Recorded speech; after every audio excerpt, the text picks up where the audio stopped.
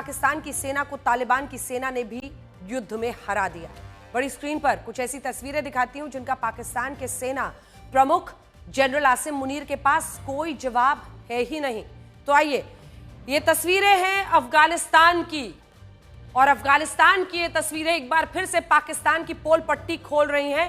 ये तस्वीरें अफगानिस्तान के कुनार प्रांत की हैं, जहां तालिबान के लड़ाकों ने हिंसक झड़प में सरेंडर करने वाली पाकिस्तानी सैनिकों की वर्दी, बंदूकों, सबको शहर के बीचों बीच एक चौक पर टांग कर जश्न मनाया और वहां एक विक्ट्री डे परेड भी निकाली गई। आप सबसे पहले इस वीडियो को देखिए। तो एक बार ये देख लीजिए, जूम इन करके एक बार दिखा दीजिए। वैसे तो आपने वीडियो देख ही लिया है। ये रही बंदूक पाकिस्तानी फौज की, पाकिस्तान के सेना की। ये रही उनकी वर्दी जो सबसे ऊपर आप देख रहे हैं, और ये बीच चौराहा है, क्योंकि तालिबान का यही अंदाज है। एक और बंदूक देखिए वहां पर टंगी हुई है, और यहां पर एक और वर्दी टंगी हुई है। बंदूक की नोक पर पाकिस्तान की फौज की आज बंदूकें हो, वर्दी हो, सब कुछ तालिबान बीच चौक चौराहे पर नचाकर घुमाकर दिखा रहा है और पाकिस्तान की भद्द पिट रही है।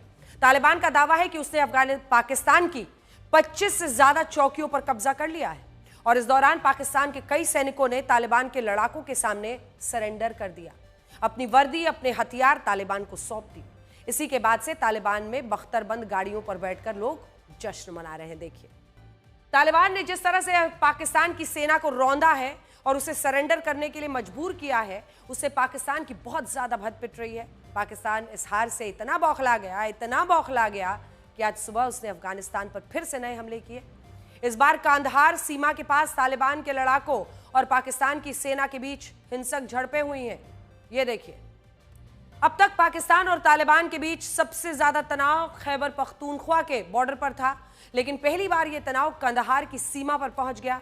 और अब तालिबान का ऐसा दावा है कि आज सुबह पाकिस्तानी सैनिकों ने जब ये हमले किए, तब सिर्फ 15 मिनट के अंदर ही तालिबान के लड़ाकों ने पाकिस्तानी सैनिकों को सरेंडर करने के लिए मजबूर कर दिया और उनके हथियार भी जब्त कर लिए, वर्दी भी उतार ली। सोचिए पाकिस्तान की क्या हालत हो गई कि उसकी सेना तालिबान के लड़ाकों के सामने 15 मिनट भी नहीं टिक पाई है। तालिबान की सरकार ने आधिकारिक रूप से यह भी बताया है कि पाकिस्तानी सेना ने अफगानिस्तान के स्पिन बोल्डक जिले पर भारी गोलाबारी की, और इस गोलाबारी में 12 आम नागरिक मारे गए, 100 लोग घायल हुए। और इसके कुछ वीडियोस भी हमें मिले हैं जिन्हें आपको जरूर देखना चाहिए और ये सोचना चाहिए कि पाकिस्तान हार की बौखलाहट में अब कैसे अफगानिस्तान के आम लोगों की जान लेना चाहता है। अफगानिस्तान के एक टीवी न्यूज चैनल पर तालिबान के प्रवक्ता अब्दुल हक हमाद ने दावा किया है कि जब तालिबान ने पाकिस्तान की सेना को उसके हमलों का जवाब दिया, पलटवार किया, तो इसके 1 घंटे के अंदर पाकिस्तान कतर और सऊदी अरब के पास मदद मांगने के लिए पहुंच गया, हाथ फैलाए।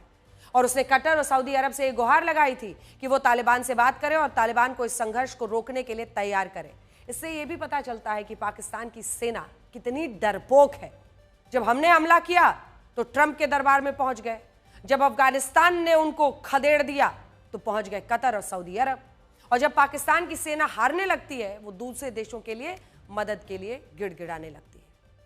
पाकिस्तान का दावा है कि वो ये युद्ध इसलिए लड़ रहा है क्योंकि अफगानिस्तान में तालिबान की सरकार तहरीके तालिबान को समर्थन दे रही है, और इस समर्थन से ये संगठन पाकिस्तान के खैबर पख्तूनख्वा में सेना और सुरक्षा बलों पर हमले कर रहा है। जबकि तालिबान का क्या कहना है?